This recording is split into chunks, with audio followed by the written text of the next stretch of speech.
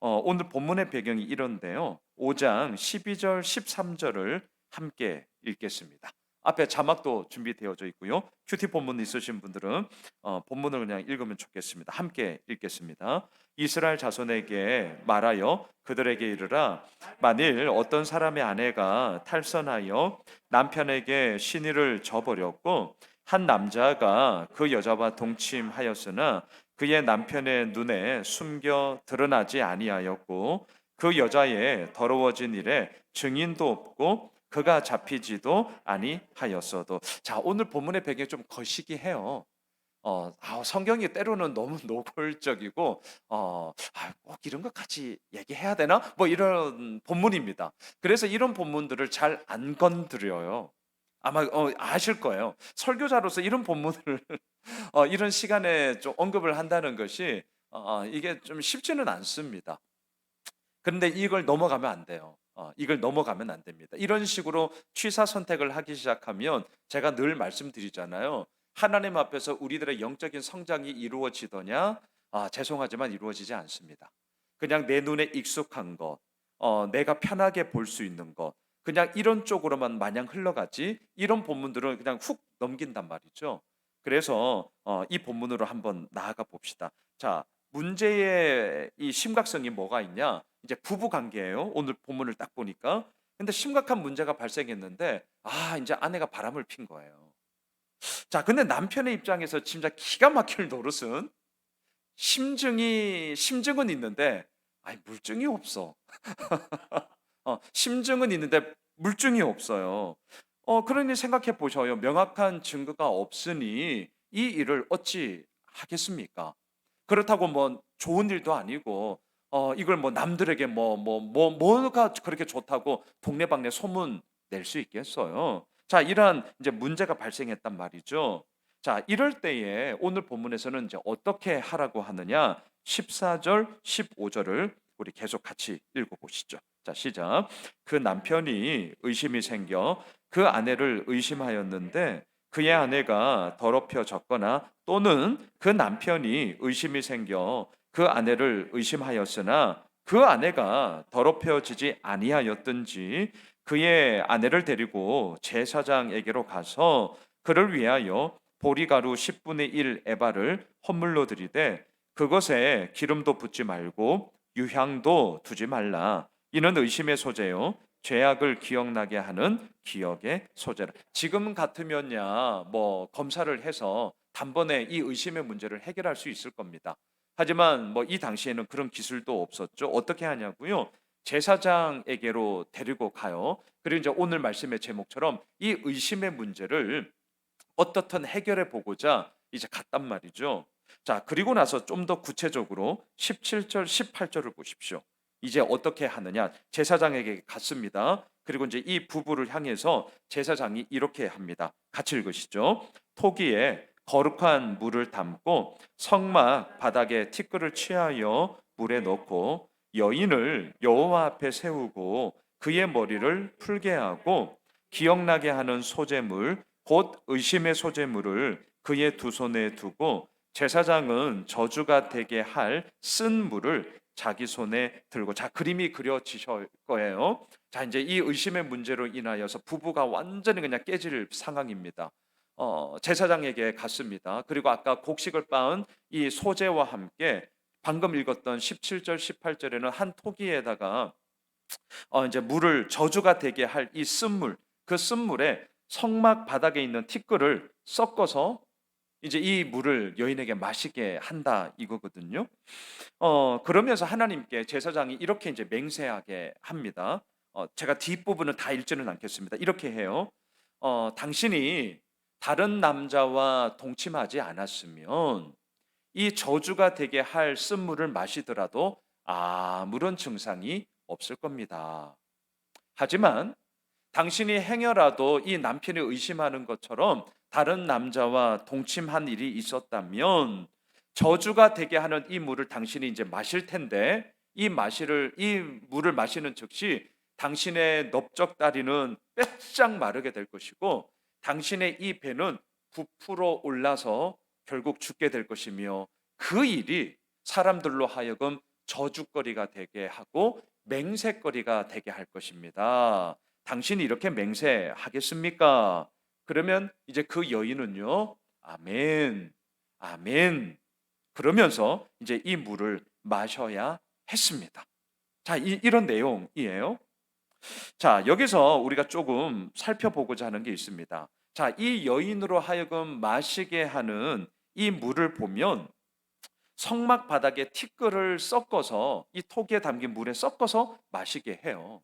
그러니까 위생적인 관점으로 보면 정말 더러워요. 절대 위생적이지가 않습니다. 깨끗하지가 않아요. 자, 그러면 저는 좀 궁금했습니다. 왜 이렇게까지 하냐? 자, 이거예요. 왜 이렇게까지 하지? 그러다가 여러분 자막을 한번 보세요. 출애굽기 32장 20절 말씀을 한번 띄워 주시죠. 자, 우선 같이 한번 읽으시죠. 모세가 그들이 만든 송아지를 가져다가 불살라 부수어 가루를 만들어 물에 뿌려 이스라엘 자손에게 마시게 하니라. 자, 요 사건과 오늘 이 민수기 5장에 나왔던 티끌을 그 물에 섞는 거와 연결을 하셔야 합니다. 자, 다시 말하면 이런 겁니다. 우리가 잘 알고 있는 금송아지 우상숭배 사건이잖아요. 이 말은 하나님을 배신한 거죠. 그러니까 신랑 되시는 예수 그리스도 신부된 우리. 근데 요 구도를 하나님과도 한번 연결해 볼게요. 신랑 되신 하나님 앞에 신부된 우리. 그렇기 때문에 우리의 마음과 몸을 전적으로 신랑 되신 하나님 앞에 섬기고 드려야 되죠. 금송아지 우상숭배의 사건은 뭡니까? 영적 음행의 사건이죠. 단지 우상숭배로만 끝날 것이 아니라 하나님과 나와의 관계 속에서 모든 것이 와장창 깨져버리는 영적 음행의 사건이었단 말이죠. 근데 그 음행의 사건을 따끔하게 혼내는 것으로만 끝나지 않고 금송아지를 불살라서 없애버리는 것으로 끝내지 않고 그것을 불살라 가루를 만들어서 우상숭배를 했던 모든 백성들에게 마시게 했단 말이죠. 자, 왜 마시게 합니까? 너의 영적 음행과 이 우상숭배의 타락의 문제, 너의 엄중한 잘못을 네 몸에 새겨라. 자, 이겁니다. 자, 이 모습을 오늘 본문과 저는 연결될 수 있다 생각합니다. 성막의 티끌을 굳이 물에 뿌려서 섞어 마시게 해요. 그것은 왜 그런 겁니까? 지금 이유가 어떠하든지 간에 남편의 의심, 무슨 의심이에요? 성적 음행에 대한 의심이에요. 그러니까 이 원리가 똑같단 말이죠. 하나님과 나와의 관계 속에서 우상을 숭배를 함으로 영적 음행을 한 거나 남편과 아내의 관계 속에서 의심이에요. 물증은 없어요. 그럼에도 불구하고 이 문제를 해결하고자 똑같이 가루를 부숴 마시게 하는, 그리함으로 몸에 새기게 하는 그 의미들을, 그 사건들을 지금 상기시키고자 함이었다는 거죠. 자막을 보십시오. 이 이미지를 훗날 예레미야 선지자는요, 예레미야 23장 15절에서 이렇게 쓰고 있습니다. 같이 한번 읽어. 예레미야 23장 15절. 네, 우리 같이 한번 읽으시죠.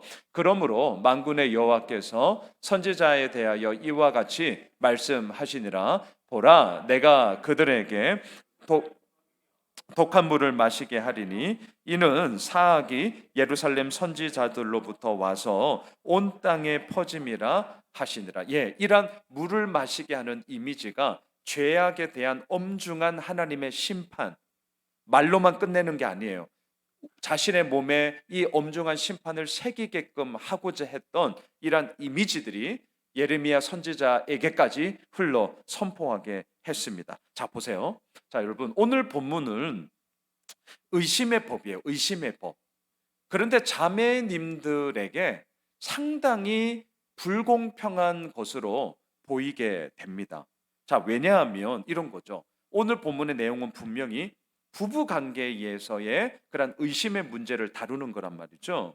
그런데 오늘 본문을 쭉 보시면 문제를 일으킨 대상이 누구냐? 아내에게만 한정되어져 있습니다. 아내에게만. 자, 그러면 여러분 이 자리에 다 우리 뭐 결혼했는데요. 자, 결혼해서 살다 보면 아내만 잘못해요? 아니에요. 아니에요. 남편이 잘못할 때가 있어요. 그래서 아내가 의심할 수 있죠. 자, 그럼 그때는 어떻게 해야 되느냐? 죄송하지만 오늘 본문에는 그 내용이 안 나온단 말이죠. 그러니까 우리의 관점으로 보면 오늘 본문의 이 의심의 법은 확실히 자매님들이 볼 때 뭐야? 이딴 게 다 있어.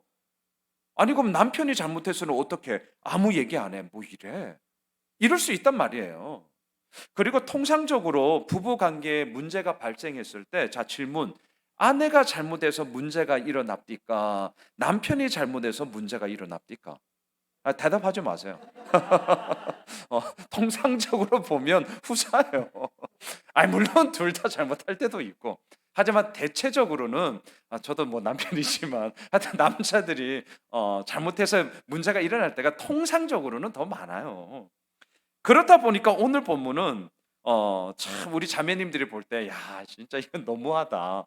이건 너무 불공평하다. 왜 아내만 잘못했을 때 이렇게 하냐. 남편이 잘못했을 때는 뭐 꽃배기로 더 물을 마셔라 하든지 뭐 등등의 어떤 조치가 취해져야 되는데 없다라는 거예요. 자 인제 이게 인제 우리의 고민인데 이런 본문을 특별히 이제 구약에서는 우리 많이 접하게 됩니다. 그때 인제 저는 오늘 두 가지 관점을 좀 나누려고 해요. 요런 본문을 딱 접했을 때 가장 1 차적으로는 단연코 사회 문화적인 좀 배경을 늘 좀 감안하면서 보시면 좋겠습니다. 어려운 얘기 아닙니다. 그냥 수천 년 전 이 광야 생활을 하고 있던 이스라엘로 그 시대로 한번 타임머신을 타고 돌아가 보십시오. 단연코 이 시대의 모든 사고와 생각의 중심은 남성 중심이고요. 우리가 민수기 인구 계수 보셨지만 20세 이상의 성인 남자만 인구로 이렇게 숫자를 세아리는 시대였어요. 그러다 보니까 자매님들, 어린아이, 뭐 숫자에 들어가지도 않는 정말 철저한 남성 중심의 사회였단 말이죠. 자, 이런 시대에 오늘 본문의 내용처럼 남편이 지금 아내를 의심하게 되었습니다. 그러면 이렇게 생각해 보세요. 만일에 오늘 본문처럼 이러한 규정이 없다며. 자, 다시요. 오늘 본문처럼 이러한 아내에 대한 규정이 없다면 이 남성 중심의 생각으로 꽉 차 있던 이 이스라엘 가운데 어떤 일이 벌어질까요? 남편 마음대로 뭐 의심할 수 있죠. 뭐야? 이럴 수 있단 말이죠. 그러면 이런 규정 자체가 없으면 남편 마음대로 아내를 함부로 할 수 있습니다. 자기 멋대로, 자기 마음대로 정말 취급할 수 있어요. 이걸 꼭 생각하셔야 됩니다. 자, 그렇기 때문에 오늘 본문은 2023년을 살고 있는 우리들을 볼 때는 완전 불합리해요. 불합리합니다. 이건 말이 안 되는 건 맞아요. 그럼에도 불구하고 이 수천 년 전 이 당시의 시선으로 보면 이 의심의 법을 정한 것은 남편 멋대로 아내를 취급하거나 자의적인 판단과 결정에 따라서 아내를 함부로 할 수 없게끔 하는 소위 브레이크 역할을 해요. 그러니까 최소한의 사회적 안전망 역할을 한다는 말이죠. 그러니까 우리 시대적인 관점하고는 완전히 달리 해석하셔야만 합니다. 제가 이 부분을 묵상을 하다가 이전에도 몇 번 말씀을 드렸어요. 자막을 보십시오. 레위기 24장 19절 20절인데요. 우리가 이 말씀 묵상하면서 레위기 묵상하면서 진짜 많이 나누었던 건데 같이 한번 읽으시죠. 시작. 사람이 만일 그의 이웃에게 상해를 입혔으면 그가 행한 대로 그에게 행할 것이니 상처에는 상처로 눈에는 눈으로 이에는 이로 갚을지라 남에게 상해를 입힌 그대로 그에게 그렇게 할 것이며. 자, 너무나 잘 알고 있는 말씀. 눈에는 눈, 이에는 이. 우리 어떻게 해석하십니까? 이제는 이 본문 아시죠? 제가 몇 번 말씀드린 적이 있어요. 야, 눈에는 눈, 이에는 이. 좋아. 내가 받은 만큼, 내가 피해 본 만큼 너도 그만큼 고스란히 한번 당해봐라. 속이 시원하다. 이제 이런 말씀으로 우리가 이해를 정말 많이 하는데 여러분 다시 한번 말씀드릴게요. 이 말씀이 내포하고 있는 본질적인 의미는 소위 보복의 정당성을 얘기하는 게 아닙니다. 이거 진짜 오해하시면 안 돼요. 다시요. 눈에는 눈, 이에는 이. 그러니까 내가 당한 만큼 너도 당해봐라. 소위 보복의 정당성을 얘기하는 본문이 절대 아닙니다. 그럼 이 본문은 뭘 의미하냐? 보복의 한계선 정학이에요. 이걸 꼭 기억해 주셔야만 합니다. 보복의 한계선을 전한 거예요. 자, 이런 거죠. 내가 내 눈이 상했습니다. 자, 그러면 내 눈을 상하게 한 그 사람의 눈을 내가 받은 만큼 상하게 하면 내 속이 시원할 것 같으세요? 안 그래요. 나는 더 억울해요. 왜? 나는 이미 피해를 봤으니까. 그러니까 내가 피해 본 만큼 네가 피해를 보는 거는 쌤쌤이 되는 거죠. 거기까지는 쌤쌤이에요. 쌤쌤. 아니 더 억울하죠. 억울함이 안 풀리죠. 어떻게 해요? 내가 피해를 본 플러스 알파 피해 보상 받아야 될 거 아니에요. 훨씬 더 많이 받아야 되죠. 그래서 어떻게 해요? 너는 내 눈을 상하게 했으니까 너는 눈뿐만이 아니라 너 이빨 한 3개 부러뜨려야겠다. 뭐 이런 식으로. 그래야 그나마 속이 편할까 말까. 그래도 안 편할걸요. 왜? 나는 이미 눈이 상한 피해를 입었으니까. 여러분 이거 쉬운 본문이 아니에요. 그렇기 때문에 이 본문에서 하나님께서 얘기하고자 하는 것은 뭐냐? 이렇게 생각하셔야 돼요. 눈에는 눈, 이에는 이, 여기까지만 해라. 이거예요. 여기까지만 해라. 여기까지만 하는 것도 엄청 대단한 겁니다. 우리 여기까지만 못해요. 그래서 아예 우리는 법률적으로 내가 피해 본 거는 피해 본 걸 보상받는 건 당연하고 여기까지는 당연하고 플러스 알파를 더 받아야죠. 우리 법률은 그렇게 되어 있습니다. 그래야 최소한의 그것에 대해서 피해 보상을 받는다라는 거죠. 하지만 이 당시에는 그렇게 세세한 법률이 되어져 있지는 않아요. 그렇기 때문에 눈에는 눈, 이에는 이는 무슨 의미냐? 보복의 정당성이 아니라 보복의 한계선. 여기까지만 해. 여기까지만 해. 더 넘어가면 어떻게 돼요? 이제는 보복의 악순환이 반드시 이루어집니다. 반드시 이루어져요. 그래서 이제 끊임없는 이 악순환이 계속 이어지게 되는 거죠. 자, 제가 왜 이 이야기를 하느냐? 오늘 첫 번째, 민수기 5장의 이 의심의 법을 이런 본문을 보실 때는 당시 사회적인 문화적인 배경에서 그 관점으로 봐야 하는 것이고요. 오늘 본문 역시 자매님들이 보시기에는 뭐야?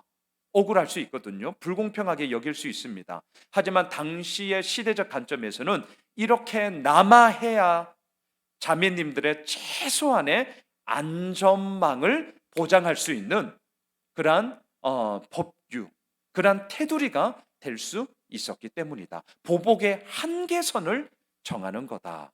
요걸 우선 첫 번째로 기억해 주시고요. 자, 두 번째. 저는 이런 본문을 볼 때 되도록이면 이제 좀 거창하게 말하면 구속사적인 관점으로 보려고 많이 애를 씁니다. 어렵게 생각하지 마세요. 구속사적인 관점은 뭐냐? 구약을 읽으면서 아니 신약도 읽으면서 그 모든 의미 속에 결국은 우리의 구원자 되시는 예수 그리스도의 그 의미로 한번 의도적으로 연결을 시켜보는 거예요. 특별히 구약을 읽을 때 한번 해보십시오. 너무 이게 그냥 논리적으로 너무 훅 뛰어 넘어가는 것 아닌가? 괜찮습니다. 괜찮아요. 한번 해보는 거예요. 자, 그러면 오늘 본문도 마찬가지입니다. 자, 의심의 법의 결론으로 가면서 제가 구속사적인 관점으로 한번 연결해 볼게요. 27절, 28절을 함께 읽겠습니다.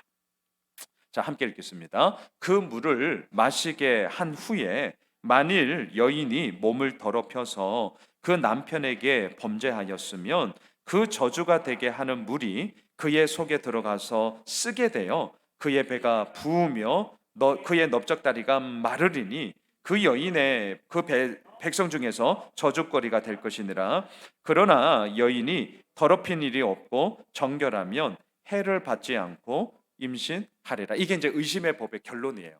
그리고 남편은 얼마나 후자처럼 되면 아무 일 없으면 얼마나 미안했겠어요. 이제 평생을 이제 사과하면서 하여튼 갚아야겠죠. 자, 이 의심의 법을 통해서 하나님께서 우리에게 지금 말씀하시고자 하는 것이 뭐냐? 부부 간의 사랑과 신뢰를 통해 예수님의 신부로 부름받은 우리들의 성결 문제를 결국은 다루고 있는 거죠. 자, 지금 제가 구속사적인 관점으로 이제 이 본문을 연결시켜 보는 거예요. 다시요. 부부 간의 사랑과 신뢰가 어긋났잖아요. 자, 이 문제가 예수님의 신부로 부름받은 우리 역시 신랑 되신 예수 그리스도 앞에 얼마나 성결함으로 나아가느냐라는 문제로 연결이 되어져야 한다는 거죠. 이스라엘 백성들은 하나님을 배신하고 금송아지 우상을 섬김으로 영적 음행에 빠졌습니다. 마찬가지로 범죄한 우리는 하나님의 눈앞에서 마치 다른 남자들에게 기웃거리어 바람핀 여인들과 같은 것이죠. 이게 우리의 죄의 문제예요. 이게 우리의 범죄함의 문제죠. 그래서 저주가 되게 할 쓴물을 마시고 배가 부어 올라 죽게 될 처지에 빠져 있는 것이 범죄한 우리의 모습입니다. 이게 우리의 모습이에요. 하지만 하나님은 어떻게 하셨습니까? 하나밖에 없는 아들 예수 그리스도를 십자가에 깨뜨리심으로 말미암아 간음으로 배가 불러 죽어야 할, 넓적다리가 말라서 비틀어 죽어야 할, 저주거리와 맹세거리로서 죽어야 할 우리를 다시금 살리셨고, 이제 복음서에서 그 유명한 말씀, 생수의 강이 내 배에서 흘러나오리라, 그 놀라운 복음의 역사를 우리 가운데 이루게 하신 것 아니겠습니까? 자, 제가 되게 의도적으로 지금 오늘 본문을 구속사적인 관점으로 의도적으로 연결한 거예요. 저주가 되게 할 쓴물을 마시면 배가 부어올라 배 터져 죽어요. 납작다리가 말라서 죽어요. 하지만 그 음행의 문제, 그 영적 간음의 문제 가운데 죽을 수밖에 없는 범죄한 우리를 살리기 위해 하나님은 예수 그리스도를 통하여 우리를 살리셨고, 이제는 우리의 배에서 생수의 강이, 생명의 강이 흘러나오게끔 하는 주님의 놀라운 역사를 이루셨다. 말씀을 정리하겠습니다. 여러분, 오늘 이 의심의 법, 결국은 이 의심의 법을 통해서 우리로 하여금 알게 하는 것은 무엇일까요? 그 의심에 무너지는 인생, 그 의심에 쓰러지는 인생이 아니라 오히려 사랑과 신뢰의 그 언약과 약속을 붙잡고 또한 그 가운데 기쁨과 감사를 누림이 얼마나 복된 것인가, 이것을 지금 우리들에게 알게 하는 거죠. 그리고 더 나아가 그 의심의 법을 뛰어넘어 사랑과 언약, 신뢰 속에 온전히 거할 수 있는 것은 무엇이냐? 예수 그리스도의 구속의 은혜, 그리고 이 배가 저주의 물로 부풀어 올라 죽을 것이 아니라 성령의 은혜로 생수의 강이 예수를 믿고 있는 우리의 배를 통해서 흘러가게 함으로 주님의 나라와 주님의 그 역사가 얼마나 큰가, 이것을 우리로 하여금 알게 하는 것이죠. 이 은혜가 예수 믿는 우리에게 있습니다. 이 사랑이 예수 믿는 우리에게 있습니다. 바라기는 저주의 이 쓴물을 마시는 연약한 인생이 아니라 오히려 우리의 배에서 생수의 강이, 생명의 강이 흘러가므로 다른 사람들을 살리고 주님 앞에 온전히 서는, 의심의 법을 뛰어넘는 사랑과 언약 관계 속에 굳건히 서는 우리 모두가 되길 주님의 이름으로 축복합니다.